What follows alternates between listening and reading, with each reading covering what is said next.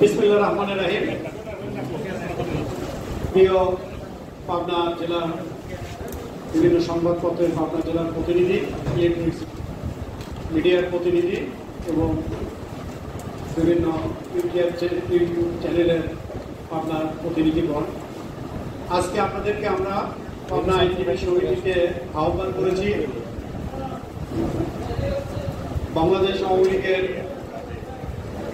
সমর্থিত সম্মিলিত আইনজীবী সমন্বয় পরিষদ, বঙ্গবন্ধু আওয়ামী আইনজীবী পরিষদ এর পাবনা জেলার যে শাখা কমিটি, তার পক্ষ থেকে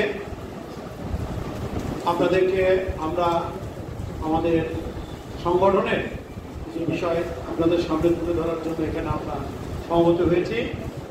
পাবনা আইনজীবী সমিতির সম্মানিত সভাপতি নির্বাচিত অ্যাডভোকেট দেওয়ান মজনুর হকের অনুমোদন সাপেক্ষে এবং তার সভাপতিত্বে আজকের এই অনুষ্ঠানের সংবাদ সম্মেলনে আমি আমার পাবনা জেলা আওয়ামী লীগের আইন বিষয়ক সম্পাদক অ্যাডভোকেট আব্দুল সামাদ খান রতন, উপস্থিত আছেন পাবনা জজ কোর্টের জিপি, পাবনা জেলা আওয়ামী লীগের উপদেষ্টা সদস্য অ্যাডভোকেট হোসেন সৈয়দ সরওয়ার্দী, স্পেশাল কোর্টের পিপি, পাবনা উপজেলা আওয়ামী লীগের আইন বিষয়ক সম্পাদক খন্দকার আব্দুল রকিব, উপস্থিত আছেন পাবনা আইনজীবী সমিতির সম্পাদক এবং বাংলাদেশের প্রথম নির্বাচিত মহিলা সম্পাদক যিনি আমাদের ইতি হোসেন সপ্তাহ, উনি সুপ্রিম কোর্ট বারের মেম্বার ছিলেন। উপস্থিত আছে পাবনা আইনজীবী সমিতির আরেকজন সফল সাবেক সম্পাদক, পাবনা জেলা আওয়ামী লীগের তথ্য গবেষণা বিষয়ক সম্পাদক অ্যাডভোকেট তৌফিক ইমাম খান। উপস্থিত আছে পাবনা আইনজীবী সমিতির আমার সাবেক সম্পাদক অ্যাডভোকেট জাহাঙ্গীর আলম এবং উপস্থিত আছেন আমাদের সাবেক সম্পাদক পাবনা আইনজীবী সমিতির সাবেক সম্পাদক অ্যাডভোকেট কাজী সাজ্জাদ ইকবাল লিটন। উপস্থিত আছেন আমাদের সিনিয়র আইনজীবী উপস্থিত হয়েছে। প্রিয় সাংবাদিক ভাই ও বোনেরা, আমরা আপনাদেরকে যে কথাটা বলার জন্য আসছি সেটা হলো, আপনারা সবাই পাবনার সন্তান। পাবনা রাজনীতির অঙ্গন এবং পাবনা বার সম্পর্কে আপনারা সবাই ওয়াকিবহাল আছেন। সেই প্রেক্ষাপটটাই আপনাদের সামনে আমি আনুষ্ঠানিকভাবে বলছি। আমরা পাবনা জেলায় অ্যাডভোকেট বার সমিতির সম্মিলিত আইনজীবী সমন্বয় পরিষদের সদস্যবৃন্দ, আমরা সম্মিলিত আইনজীবী সমন্বয় পরিষদের ব্যানারে দীর্ঘ 9-10 বছর যাবৎ দলীয় শৃঙ্খলা, ন্যায় নীতি আনুগত্য এবং সুষ্ঠু ব্যবস্থার মাধ্যমে একটানা পাবনা বার সমিতিতে নিরঙ্কুশ বিজয় অর্জন করে আসতেছি। গত বছরেও আমরা 13টি পদে 13টি আমরা 100-130 ভোটের ব্যবধানে নিরঙ্কুশ অর্জন করেছি, বিজয় অর্জন করেছি এবং প্রতিবারই ধারাবাহিকতায় সরকার পরিবর্তনের সাথে সাথে আমাদের সরকারি আইন কর্মকর্তাদেরও আমাদের পরিবর্তন হয়। সেই ধারাবাহিকতায় এইবারও বাংলাদেশ আওয়ামী লীগ টানা চতুর্থবারের মতো দক্ষিণ পূর্ব এশিয়ার গণতন্ত্রের মনস্কন্যা জননেত্রী শেখ হাসিনার নেতৃত্বে আওয়ামী লীগ সরকার গঠনের পরে, মন্ত্রিপরিষদ গঠনের পরে আবার পাবনার আইন কর্মকর্তা নিয়োগের জন্য আমরা উদ্যোগ নেই। আমাদের এখানে যে ধারাবাহিকতা ছিল, বিগত 3টি বার আমরা আইন কর্মকর্তা নিয়োগের ক্ষেত্রে আমাদের এই সমন্বয় আইনজীবী সমন্বয় পরিষদের নেতৃবৃন্দ, বঙ্গবন্ধু আওয়ামী আইনজীবী পরিষদের নেতৃবৃন্দ এবং ক্যাবিনেট সম্মিলিতভাবে বসে একটা সিদ্ধান্ত নিয়ে আমরা আমাদের যারা এমপি এবং মন্ত্রী থাকে তাদের কাছে আমাদের লিস্টগুলো দেই। শুধুমাত্র পিপি জিপির ক্ষেত্রে যদি তাদের কোনো মতামতের প্রয়োজন হয় তখন সেই বিষয়টা সরকারের এমপি মন্ত্রী এরা তখন সেই বিষয়টা নিরসন করে দেয়। আর সকল কিছু আমরা সম্মিলিত আইনজীবী সমন্বয় পরিষদের পক্ষ থেকে আমরা এখান থেকে একটা লিস্ট আমরা করি এবং এই কারণেই দীর্ঘ 3 টার্মে আমরা যেটা করেছি আমাদের মধ্যে কোনো অসন্তোষ দেখা যায় না। কিন্তু এর বর্তাইটা হলো এইবার দেখা গেল যে আমরা উপজেলা নির্বাচন নিয়ে আপনার মানুষ যখন আমরা ব্যস্ত, তখন আমাদের মাননীয় ডেপুটি স্পিকার সাহেব ব্যক্তিগতভাবে অ্যাডভোকেট শামসুল্লাহ কুকুর সাহেব 2 জনকে পিপি এবং জিপি হিসেবে ডিও দিয়ে দিলেন, যেটা আমি পাবনাবারের সম্পাদক এক্সিস্ট আমার সভাপতি, এই ক্যাবিনেট সম্মিলিত আইনজীবী সমন্বয় পরিষদ এবং বঙ্গবন্ধু আওয়ামী আইনজীবী পরিষদের কোন সদস্য নেতৃবৃন্দ আমরা জানি না। আমরা এই বিষয়টা অবগত হলাম যখন আমাদের ভোট শেষ হলো 29শে মে। আমরা তাৎক্ষণিকভাবে 30শে মে 1 তারিখে জুনের এই 3টা দিন আমরা অক্লান্ত পরিশ্রম করে এই বিষয়টা নিয়ে বসলাম নেতৃবৃন্দ। বসে আমরা আবার সবাই মিলে, আমরা যারা এখানে রাজনীতি লিড করি, আইনজীবী সংগঠন, সকলে মিলে আমরা আবার একটা প্যানেল তৈরি করলাম। এবং আমাদের একটা নির্দিষ্ট ক্রাইটেরিয়া থাকে যে যাদের বয়স 60 বছরের ঊর্ধ্বে হয়, বিগত 3 বছর আমরা তাদেরকে পিপি, জিপি, এপিপিতে রাখি না। আর যাদের 5 বছর না হয় তাদেরকে নেই না। এটা গভর্নমেন্টের প্রোক্লামেশন আছে, অর্ডার আছে, নির্দেশনা আছে। তারপরও দেখা গেল এবার তার বত্তাই ঘটলেন। গত ট্রামে যিনি, এই ট্রামের আগের ট্রামে যিনি পিপি ছিলেন, দেখা গেল তিনি একদিনও সিভিল কোর্টে যান নাই, সিভিল মামলা কোনোদিন করে নাই। সেই ব্যক্তিকে মাননীয় ডেপুটি স্পিকার সাহেব জিপি নির্ধারণ করলেন, আর পিপি দিলেন আমিনুল ইসলাম পটল সাহেবকে। আর জিপি যাকে দিয়েছেন তার বয়স হলো 66 বছর বয়স। আমিনুল ইসলাম পটল সাহেবকে উনি পিপি নিয়োগ করলেন, দিয়ে একটা ডিও দিয়ে দেখে দিলেন। আমি হতবাক হইলাম যে আমিনুল ইসলাম পটল সাহেব ওনাকে কেন ডেপুটি স্পিকার ডিও দিবেন? এটা তো আসলে দুয়ে দুয়ে সাইড, এই সহজ অঙ্ক আমার কাছে মিলল না। কেন মিলল না? আপনারা জানেন, পাবনার সন্তান আপনারা। 2014 সালে অধ্যাপক আবু সাইদ তালা মার্কা নিয়ে ভোট করলেন। অধ্যাপক আবু সাইদের প্রধান নির্বাচনী এজেন্ট হল অ্যাডভোকেট আমিনুল ইসলাম পটল, নাকি উনি? সেই ভোটে অধ্যাপক আবু সাইদ হারার পরে হাইকোর্টে মামলা করছিলেন। সেই মামলায় মাননীয় ডেপুটি স্পিকার ডকে দাঁড়ানো আছে, সাক্ষী হচ্ছে। তখন পটল সাহেব তাকে বললেন যে উনি হলে আমাদের আসলে ভোট চুরি করে এমপি হয়েছেন। আমার মাথায় ঢুকলো না যে এই লোকে টুকু সাহেব কি কারণে হলো পিপি নেবে, দুনিয়া উল্টে গেলে তো তার নেওয়ার কথা না। আবার দেখেন 96 সালে অধ্যাপক আবু সাইদ যখন তথ্যমন্ত্রী বাংলাদেশ সরকারের, তখন সাথিয়া উপজেলা আওয়ামী লীগের অফিস করা হয়। সাইদ সাহেব যে তথ্যমন্ত্রী, সকল সাংবাদিকের ছিল, আমার কাছে ভিডিও ফুটেজটা আছে। আমি তখন এটার ভিপি। আমি যেহেতু বঙ্গবন্ধুর আওয়ামী লীগের অফিস হবে উদ্বোধন, আমরা সেখানে যাই। সাইদ সাহেব সেখানে তখন বললেন যে আমার স্বপ্ন সফল, যে আওয়ামী লীগের অফিস আমি এখানে উদ্বোধন করব। সবাই জানতো এটা আওয়ামী লীগের নামে কিনা। পরবর্তীতে দেখা গেল তো ওই জমির দলিল সাইদ সাহেবের নিজের নাম। কালের বিবর্তনে সাইদ সাহেব তো আর আওয়ামী লীগ করেন না, উনি টাকাটা দেয় আওয়ামী লীগ অফিস তুলে নেওয়া হবে। আমি সাইদ সাহেবকে বললাম যে লিডার, আপনি দল না করতে পারেন, আপনি তো আমাদের সামনে এই কথা বলছেন, তা আপনি এটা আওয়ামী লীগ অফিসের নামে রেজিস্ট্রি করেন। উনি দেয় না। তখন আমি নিজে বাদী হয়ে বেড়াই, এত উকিল, টুকু সাহেব, ডেপুটি স্পিকার সাহেবের এত লোক, একটা লোকও উপজেলা আওয়ামী লীগের লোকও বাদী হলেন না, উকিল সাহেবরাও বাদী হলেন না। আমি নিজে বাদী হয়ে সাইদের বিরুদ্ধে পিটিশন মামলা করলাম, যেটা CR 3/24। আর মামলাটা আমি পিটিশন মামলা করলাম 62/2022। মামলাটার তদন্তর ভার দেওয়া হলো বেড়া থানার ওসির পর। বেড়া থানার ওসি সেই মামলার তদন্ত রিপোর্ট আমার কাছে পৌঁছালো 1.5 বছর পর। এই মামলার করার সময় বুঝলেন দুঃখের কথাটা, আমার মামলার বাদী বেড়া সাথিয়ার লোক না, আমি দপ্তর সম্পাদক পাবনা জেলা আওয়ামী লীগ, সেই সুবাদে নিজের চেতনার থেকে মামলা করছি। মামলা করার পর টুকু সাহেবকে বললাম, ভাই মামলা তদন্ত পাঠিয়েছি বেড়ায়, তদন্ত রিপোর্টটা তাড়াতাড়ি দিতে বলেন। কয়েকবার আমি যোগাযোগ করছি। তারপর 1.5 বছর পর তদন্ত রিপোর্ট আসে, মামলা CR মামলা। সেই মামলায় অধ্যাপক আবু সাইদের ওয়ারেন্ট হয়ে আছে। এই মামলার সাক্ষী হওয়ার জন্য আমি পটল সাহেবের একাধিকবার বলছিলাম যে ভাই ওখানে সাক্ষী হচ্ছে আব্দুল্লাহ মাহমুদ দেলোয়ার, উপজেলা আওয়ামী লীগের প্রেসিডেন্ট, উপজেলা চেয়ারম্যান। তপন হায়দার সান, উপজেলা আওয়ামী লীগের সাধারণ সম্পাদক। হাসান আলী, বর্তমান উপজেলা চেয়ারম্যান, একে বর্তমান উপজেলা আওয়ামী লীগের প্রেসিডেন্ট। রবিউল করিম হিরু, যিনি উপজেলা আওয়ামী লীগের ভাইস প্রেসিডেন্ট। তারপরে মিরাজুল ইসলাম পরামানি, সাবেক মেয়র। মাহমুদ আলম বাচ্চু, বর্তমান মেয়র। এদেরকে সাক্ষী করে আমি বাদী হইলাম, তো উনি সাক্ষী হইলেন না। আমি তখন বললাম, সাক্ষী না হন অন্তত পক্ষে আপনি উকিল না হন। আমি বাদী হলে তার আমি উকিল হব না। তখন উনি উকিলও হলেন। আমি টুকু সাহেব বললাম, ভাই এই লোক তো আপনার কোনো ক্রমে রাজি হয় না।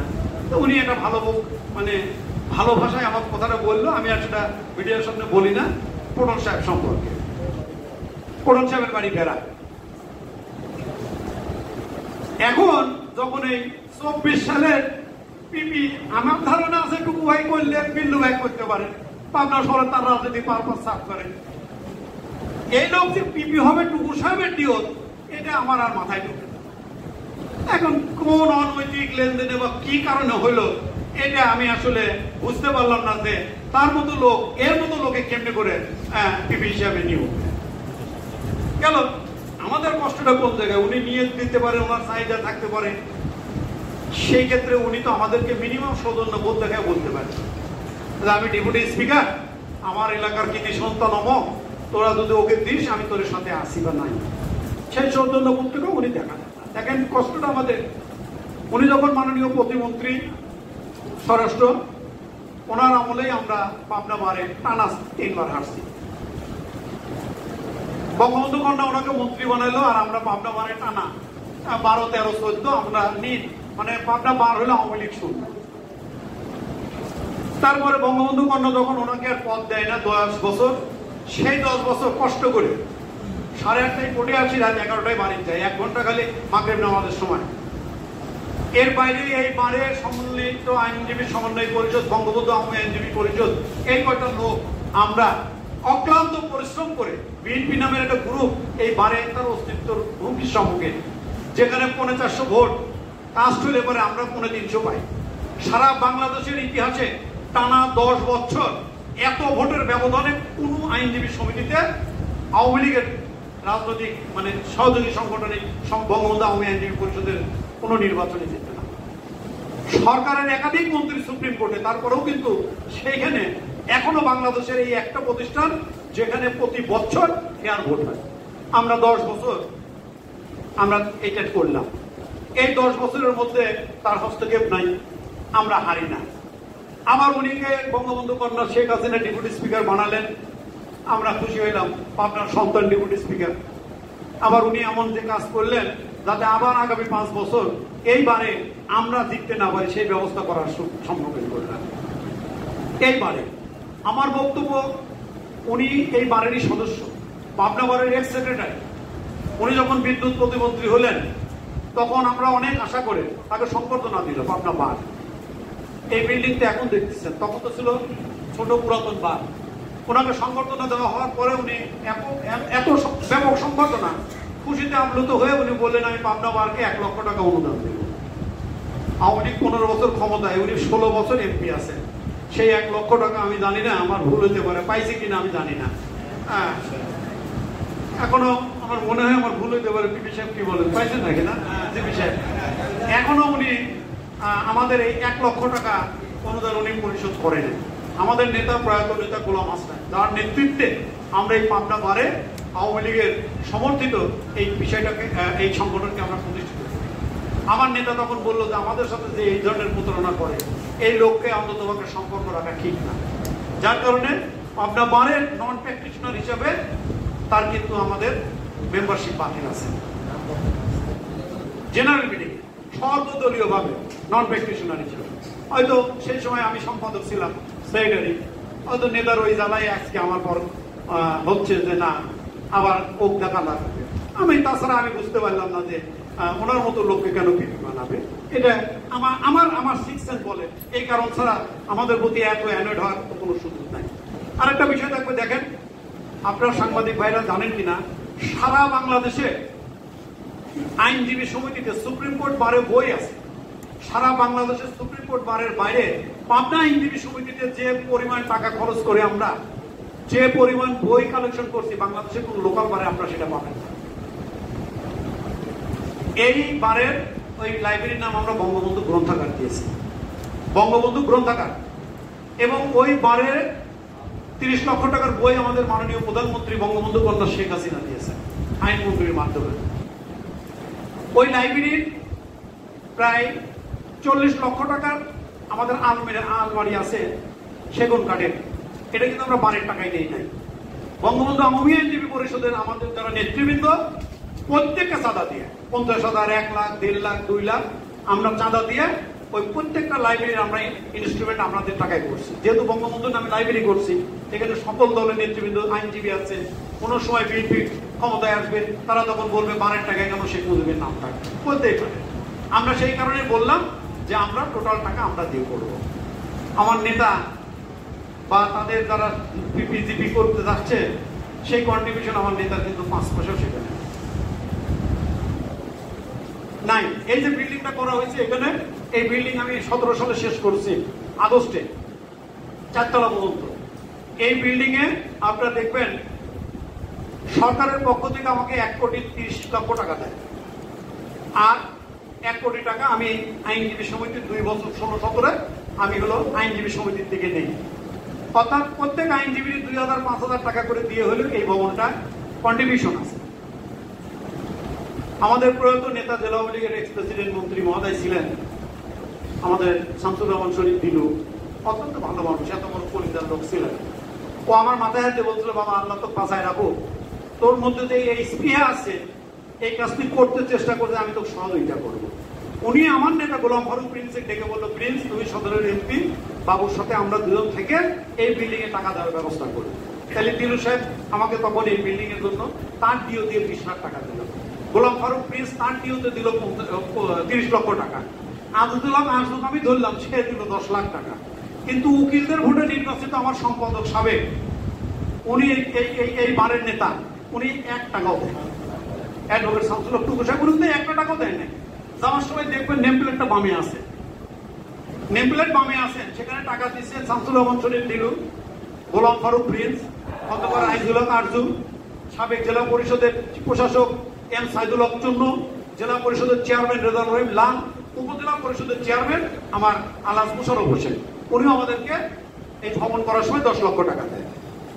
এদেরই দেওয়ার কথা না, এরা অ্যাডভোকেটও না, এখানে দায়বদ্ধতাও নাই।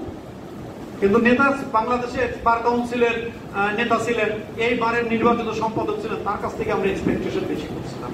কিন্তু সে এখানে জিরো, তার কিন্তু 1 টাকাও নাই contribution, not a single Penney, 1 টাকাও সে বলতে পারবে না। তারপরও হয়তো তার হয় না বা ইচ্ছা নাই, সামর্থ্য নেই, করে নেয়, আমাদের বিষয় ছিল। আমার বক্তব্যটা হলো, যখন আমরা শান্তিপূর্ণভাবে এই সংগঠনটাকে নিজেরা পরিশ্রম করে, নিজেরা কষ্ট করে আমরা করতেছি, সেই সময় তিনি এই হস্তক্ষেপ করলেন, একটা তড়িঘড়ি করে লিস্ট দিয়ে দিলেন। সেই লিস্টে তাদের এপিপি এসিপি করছে, তারা আবার লিখিত দিল আইনমন্ত্রী বরাবর, যে যাদেরকে পিপিজিপি নিয়োগ করছে শামসুল হক, অ্যাডভোকেট শামসুল হক টুকু সাহেব, মাননীয় ডেপুটি স্পিকার, আমরা তার অধীনে আইন কর্মকর্তা হিসেবে কাজ করবো না। উনি যে 60 জনের নাম লিখে দিয়েছিল, তার 54 জন এই জায়গায় আমাদের স্বাক্ষর করে দিয়ে দিয়েছে। আমরা সেটা আমাদের কেন্দ্রের আইনমন্ত্রী, আইন মন্ত্রণালয়, সলিসিটর অফিস এবং রেজিস্ট্রার জেনারেলের অফিসে আমরা এটা পৌঁছাই দিচ্ছি। এই হলো প্রেক্ষাপটের অবস্থা আমাদের এখানে আছে। আজকে আপনাদের আমরা যাচ্ছি এই কারণে, আমরা যাদের বিবেক, অনেক কথাই আমরা বলতে পারি না, মাননীয় প্রধানমন্ত্রী বরাবর চেষ্টা করেও দেওয়া সম্ভব হয় না। আমরা আইনমন্ত্রীকে এই কথা বলছি, আমরা আমাদের নেতা সম্মিলিত আইনজীবী সমন্বয় পরিষদ বঙ্গবন্ধু আইনজীবী পরিষদের সদস্য সচিবকে বলছি, আমরা এই কথাগুলো অ্যাটর্নি জেনারেল বাংলাদেশের, তার কাছে আমরা এই কাগজগুলো পৌঁছে দিয়ে আসছি। এবং যেহেতু আপনারা এখানে, আমি 40 বছর পাবনার রাজনীতির সাথে সম্পৃক্ত, ছাত্র রাজনীতি থেকে আপনাদের সাথে সম্পর্কিত, অনেকে আমার বন্ধু, অনেকে আমার ছোট ভাই, অনেক কাছের ছেলে, আপনাদের বিষয়টা জানা দরকার। আপনাদের লেখনির মাধ্যমে এই বিষয়টা যাতে মাননীয় প্রধানমন্ত্রী জানতে পারে যে যে পদক্ষেপ সে নিছেন, সেই পদক্ষেপ যে বাস্তবায়ন এখনো করতে পারে না। আইনমন্ত্রী বিষয়টা বোঝার পরে উনি এটা বন্ধ করে রাখছেন। আমরা আমাদের মাননীয়, আমাদের এমপি সদরের, যিনি প্রত্যেকটা নির্বাচনে, উনি তো অ্যাডভোকেট না, প্রত্যেকটা নির্বাচনে, আপনার এই আইনজীবী নির্বাচনে আমাদের অর্থনৈতিক এবং মানসিকভাবে সহযোগিতা করেন। প্রতিটা নির্বাচনে মোশারফ ভাই সহযোগিতা করেন, লাল ভাই সহযোগিতা করে, যারা করে তাদের কথা না বললে সেটা আমার অপরাধ হবে। কিন্তু উনি আমাদের নেতা, উকিল বাড়িরই নেতা, উনি কিন্তু করবেন। আবার কি তাহলে এই যে বিষয়, আমাদের এক্স প্রেসিডেন্ট শাহাবুদ্দিন চৌধুরী অসুস্থ মানুষ, হজ করে আসছেন, আমি তাকে এখানে আসার জন্য বলছি। এই হলো অবস্থার মধ্যে আমরা আছি। এখন যে অশান্তিটা বিরাজ করতেছে, যে লোকগুলাকে আমরা ভাই বলতাম, বড় ভাই বলতাম, সেই লোকগুলো এখন আমাদের থেকে পলায় বেড়াচ্ছে, সেই লোকগুলো এখন আমাদের থেকে অ্যাভয়েড করে বেড়াচ্ছে 2-4 জন। এই পরিস্থিতিটা সৃষ্টি করলেন উনি। কারণ মানে ওনার বিষয়টা এমন হয়ে দাঁড়িয়েছে যে আমাকে বাদ দিয়ে পাবনা বাড়ে একের পর এক জয়লাভ করে, তাহলে তো আমার কিছু থাকে না। তাহলে হাইলে পরে সেই দোষটা বর্তমান ক্যাবিনেট হাত বাবু দেওয়ান, মজরুল হক, আইন সম্পাদক আব্দুল সামাদ খান রতন, সরার জিপি, নারী শিশুর পিপি, শাহাবুদ্দিন সবুজ প্রেসিডেন্ট, এটি হচ্ছেন স্বপ্নার, সাজ্জাদ, ইকবাল লিটন, জাহাঙ্গীর আলম, এদের দোষ হবে। যাতে এই বিষয়টা আমার কেন্দ্রীয় নেতৃবৃন্দ সহ সারা দেশের মানুষ জানেন যে কার কারণে এই সাজানো সংসারটা নষ্ট হচ্ছে, সেই জিনিসটা আপনাদের মাধ্যমে তুলে ধরার জন্য আজকে আমরা এখানে আছি। তাই তো? হ্যাঁ, এই হলো আমার বক্তব্য। এই কারণে আমি আপনাদেরকে এখানে আহ্বান করছি। এবং আমি যে কথাগুলো বললাম, এই কথাগুলোর প্রত্যেকটাই ডকুমেন্টারি এভিডেন্স আপনাদের কাছে আছে, দেখবেন। আমাদের এই ক্যাবিনেটের সাথে আমরা সই করা দেখবেন। আমি বলে দিই, সম্মিলিত আইন, আমাদের মাননীয় পার্টির প্রেসিডেন্ট রেজাউল করিম লাল, বঙ্গবন্ধু আওয়ামী আইনজীবী পরিষদ কিন্তু আওয়ামী লীগের সহযোগী সংগঠন। রেজাউল করিম লাল এবং গোলাম ফারুক ব্রিজ পার্টির সেক্রেটারি, তিনি আমাদেরকে স্বাক্ষর করে দিচ্ছেন। আমাদের মকবুল সাহেব এমপি এবং আমাদের গোলাম ফারুক ব্রিজ সাহেব এমপি মহোদয়ের পক্ষ থেকে আমাদেরকে স্বাক্ষর করে দিচ্ছেন। বঙ্গবন্ধু সম্মিলিত আইনজীবী সমন্বয় পরিষদের সভাপতি আমাদের অ্যাডভোকেট আব্দুর রহিম খান, সম্পাদক আমাদের শ্রদ্ধেয় সিনিয়র অ্যাডভোকেট সাদান আলী মন্ডল। উনি আমাদের এই কমিটি পিপিজিপি যে আমাদের জমা দিছি সেখানে সই করছেন।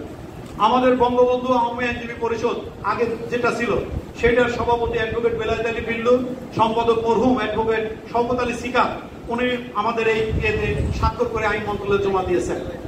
তারপরে আমাদের যতগুলো প্রেসিডেন্ট সেক্রেটারি ছিল সেখানে আমার সভাপতি শাহাবুদ্দিন সবুজ সাহেব, উনি হজে থাকার কারণে সইটা আমরা নিতে পারি নাই। সেখানে ধরেন দেওয়ান মজনুল হক, আমাদের বেলায়েত আলী বিল্লু সাহেব, আমিনুল ইসলাম, শাহাবুদ্দিন সবুজ, সাদান আলী মন্ডল, এনারা স্বাক্ষর করছেন। 8 জন সম্পাদক, আমি একাধিকবার হওয়াতে 10 বারের 8 জন সম্পাদক, শহীদুল্লাহ বিশ্বাস হেলাল, তারপরে আমি আব্দুল আহাদ বাবু, আহসান হাবিব হাসান, কাজী সাজ্জাদ, ইকবাল লিটন, ইতি হোসেন স্বপ্না, মোহাম্মদ জাহাঙ্গীর আলম, তৌফিক ইমাম খান, এরা সবাই আবার একযোগে আমাদের এই প্যানেলকে স্বাক্ষর করে আইন মন্ত্রণালয়ে কাগজ পাঠাইছে। সবচেয়ে কষ্টে থাকার কথা কাদের, তাদের পদ আমরা জ্ঞানে নেব, তারা অর্থাৎ রানিং পিপি, জিপি, স্পেশাল পিপি, নারী শিশুর পিপি। এরা সানন্দে বলে দিল যে না, আমরা 15 বছরে 2 বার করে থাকছি, নতুনদের আসার প্রয়োজন। তারা কিন্তু নিজেরা স্বাক্ষর করে দিয়ে দিলেন যে আমরা চাই না যারা কষ্ট করে, যাদের হক, যে সিভিল মামলা করে জাহাঙ্গীর আলম সে হোক করে, তারা কিন্তু দিয়ে দিলেন। যাদের দেওয়ার কথা না, ক্ষমতা কেউ থাকতে চায় না, সেই লোকগুলো সই করে দিয়ে দিলেন। আমাদের ইয়েতে দেওয়া ছিল, আমাকে দেওয়া ছিল পিপি, আর সম্পাদক ছিল জিপি ছিল হলো আমার হোসেন জাহাঙ্গীর আলম, জাহাঙ্গীর সাহেব। আর আমাদের নারী শিশুর পিপি দেওয়া আছে আমাদের আহসান হাবিব হাসান, ওর বাবা আইসিইউতে আছে, ঢাকাতে আছে। আর ঈশ্বরের দিকে আমাদের স্পেশাল পিপির নাম দেওয়া ছিল, ওর নাম কি, ইসুফ আলী সর্দার সহ আরো আমাদের টোটাল প্যানেল আমরা সাজায় দিছি। এইটার পক্ষে হ্যাঁ বন্ধ আছে, এটা আইন মন্ত্রণালয় এখানে আর হস্তক্ষেপ করে নাই। বলবৎ নাই তো, বলবৎ করে নাই। জি জি জি, যদি যে প্যানেল ডেপুটি স্পিকার সাহেব জমা দিয়েছেন, আমিনুল ইসলাম কোডরকে তার পিপি এবং আক্তারুজ্জামান মুক্তাকে জিপি হিসাবে এবং বাদ বাকি যাদেরকে এপিপি এজিপি করে জমা দিয়েছেন তাদের অধীনে কোন পিপি, জিপি, এজিপি এবারে তারা সবাই আমরা লিখিত দিয়ে দিছি, আমরা তাদের অধীনে কোনো কাজ করব না। দীর্ঘদিন ধরে, গত 10 বছর ধরে সম্মিলিত আইনজীবী সমন্বয় পরিষদ এবং বঙ্গবন্ধু আওয়ামী আইনজীবী পরিষদের ব্যানারে আমরা নির্বাচন করি, আমরা সার্বিক বিচার বিশ্লেষণ করি, কাকে কোন জায়গায় দিলে আমাদের দল সুসংহত থাকবে, আমরা জয়লাভ করতে পারবো। এর ফলশ্রুতিতেই কিন্তু গত 10 বছরের আমাদের এই যে বিজয়।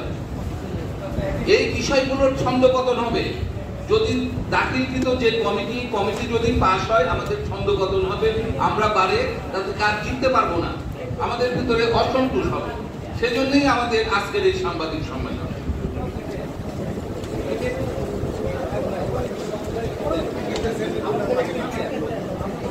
এখানে আইনজীবীদের মধ্যে বলেছিলেন যে কোনো ব্যক্তি লোক না, নিজেরা আওয়ামী মতাদর্শ বা মুক্তিযুদ্ধের সপক্ষে শক্তির একসাথে একটা থাকা, সেই বিষয়টাতে আসলে বড় ধরনের প্রভাব পড়বে কিনা, আর ওই গ্রুপিং এর এখানে কোনো প্রভাব আছে কিনা? ভালো কথা বলতে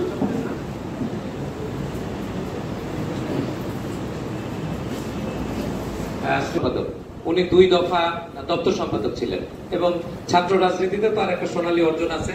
বেলায়েত আলী বিল্লুরও ছাত্র রাজনীতিতে, যুব রাজনীতিতে একটা অবদান আছে। জেলা আওয়ামী লীগের 2 বারের আইন বিষয়ক সম্পাদক, আমাদের জর্শিপের পিপি অ্যাডভোকেট আল্লাহ আব্দুল সামাদ খান রতন, আমাদের পাবনা জেলা আইনজীবী সমিতির সাবেক সভাপতি লাল এবং পাবনা জেলা আওয়ামী লীগের সংগ্রামী সাধারণ সম্পাদক, পাবনা 5 আসনের 4 বারের জাতীয় সংসদ সদস্য জননেতা গোলাম ফারুক প্রিন্সের সাথে আমরা এই বিষয়টা আলাপ করেছি এবং ওনারা আমাদের যে প্রস্তাবিত এখানে পিপিজিপির যে প্যানেলটা গোলাম ফারুক প্রিন্স মহোদয় নিয়োগ এবং আলহাজ মকবুল হোসেন সাহেবের নিয়োগের মাধ্যমে আমরা যেটা আইন সংসদ সদস্য আলহাজ মকবুল হোসেন আমাদের প্রস্তাবিত কমিটিতে স্বাক্ষর করেছেন।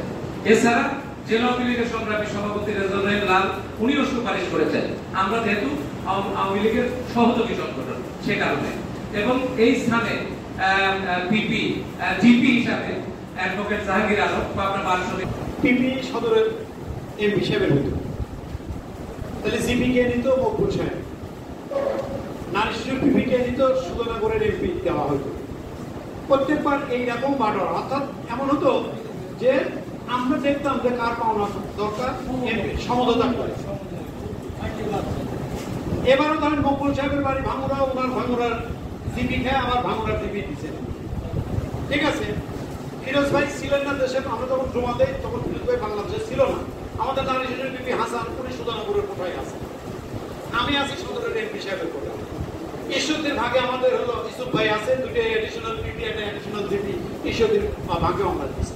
যার কারণে লোকাল পলিটিক্স এই বারে এসে প্রভাব ফেলার কোনো সুযোগ আমি হ্যাঁ বেড়ার ভাগে আশরাফ ভাই এডিশনাল পিপি আছে, আর বেড়ার উকিলি কোর্ট আর শহীদুল আছে এপিপি, তারপরে শরীফ এপিপি, মানে বাদ আমি কাউকে রাখি না।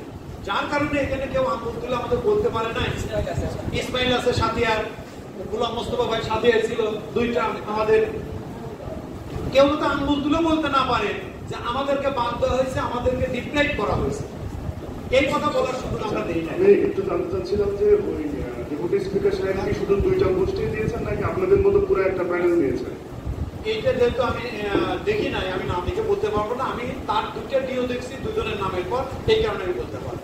সেই ডিওর কপিটাকে না না, এটা আইন মন্ত্রণালয় আমাদের হাতে দেয়। আমি চেষ্টা করছিলাম নেওয়ার। আরেকটা প্রশ্ন হচ্ছে যে আপনি প্রথমে বলেছিলেন 65 বছরের উপরে 60 বছর আইন মন্ত্রণালয়ের প্রজ্ঞাপন।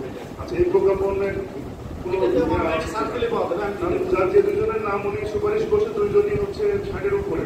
না, প্রধান সাহেবের 1 মাস কম আছে, এই কামড়াকামড়ি করতে করতে শেষ হবে এই মাসে। এই মোটামুটি এটা করতে করতে মনে হয় বাবু ভাই, ইতিমধ্যে আমরা সাংবাদিকরা আপনাদের বক্তব্যটা বুঝতে পারছি।